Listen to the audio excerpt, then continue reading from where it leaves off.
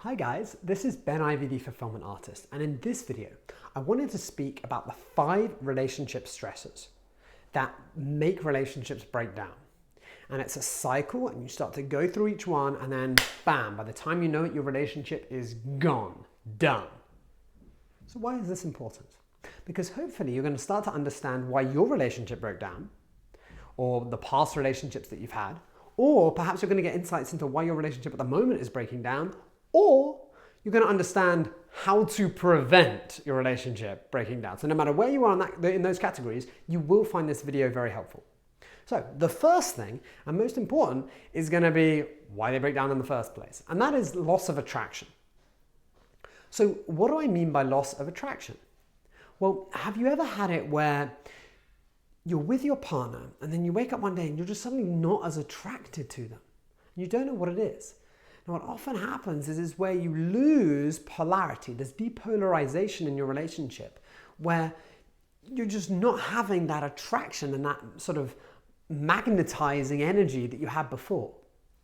So why is that? Well, often it's where the woman doesn't feel safe, so she becomes more masculine and wants to take more control so that she feels safer. Now, this often makes the man not have a backbone, and he's just like, oh, this isn't for me, and starts to go back, or he steps up, and then there starts being arguments and things like that. Both cause relationships to break down. Now either side can do this. But what often happens is that is one of the main causes of this loss of attraction. Now, there are other causes as well, such as when you expect your partner to be a certain way. You expect them to always say things in a certain way, or to always cook you breakfast, or to always, and I notice that word always, because they've done it so much, you expect it now. So number one, you don't appreciate it as much. You always want them to do more. And number two is that you don't appreciate all the other things that they're doing for you in your life.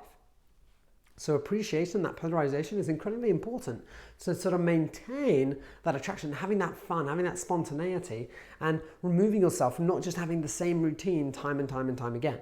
So after loss of attraction, what happens then? After you're less attracted to this person, what happens is you sometimes get slightly irritated by them. And you know what this is like. You're in your relationship, and then they do something, they say something to you, and then suddenly you're just like, why? Why are they doing that? Right? Why do they keep knocking at my door like this? Right? Why is it that they don't put their spoon away, they don't put their cutlery away, and something just irritates you? But you don't say anything, but what happens is it just lays there and it sort of brews. It's like a cauldron brewing, right? And you'll start to thinking, oh, why is this irritating me? Why is this irritating me? And suddenly it'll get to a moment where you just explode and you get so frustrated, so irritated, and so annoyed with them because you're not sharing how you really feel, but you're bottling it up, and then you're there, and then you explode, and then you have arguments, and then you start saying that you didn't do this, and then you start like saying that they're a bad person, and then you just suddenly get this irritated and frustration. I'm sure you've had something like this before. Now, then what happens after this happens on a consistent basis is there's a loss of physical passion.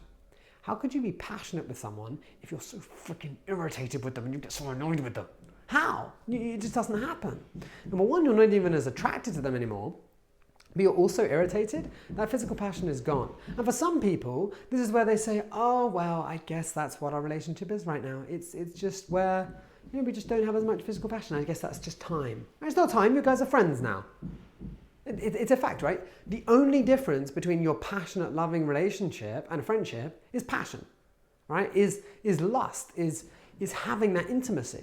As soon as that goes, and it's gone for a prolonged period of time, the fact is you guys have accepted a place of friendship and accepted that, I guess this is what happens. And often we come up with these stories that we tell ourselves. Now, you can imagine that once we've gone through the loss of attraction, we've gone through the irritation, we've gone through this loss of physical passion, what then happens is there's a loss of commitment. Now, this loss of commitment is where you decide, oh, I don't really want to spend time with them tonight. I want to go watch the football with the guys. I don't really want to go see them. I want to go to a hair salon and treat myself. And you start to prioritize other things above your partner, right?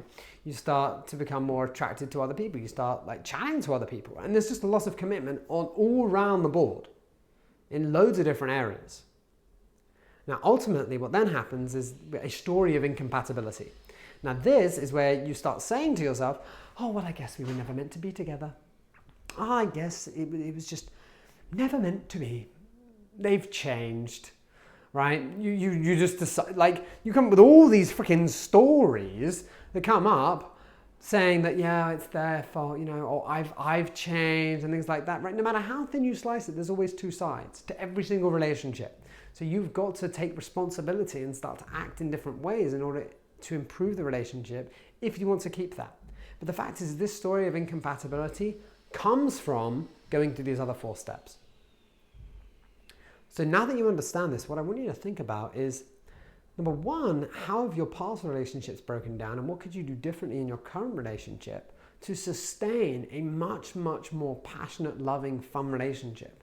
The fact is you've got to have a bit more fun, a bit more passion, like just being a bit more different, right? One of the things that I love to do is being able to wow my partner every month, just doing something just very different, something new that they're not expecting, because ultimately that leads to a different vibe. You're constantly like that, you're keeping them on edge, right? I mean, there's so many different ways, right? But ultimately, I really want you to get these relationship stressors, discuss this with someone else, right? Talk to someone and actually have a conversation to start to really understand this more in depth. And then hopefully you're going to be able to shift yourself and your relationship in a very, very different way. I hope you enjoyed the video and I will speak to you very soon.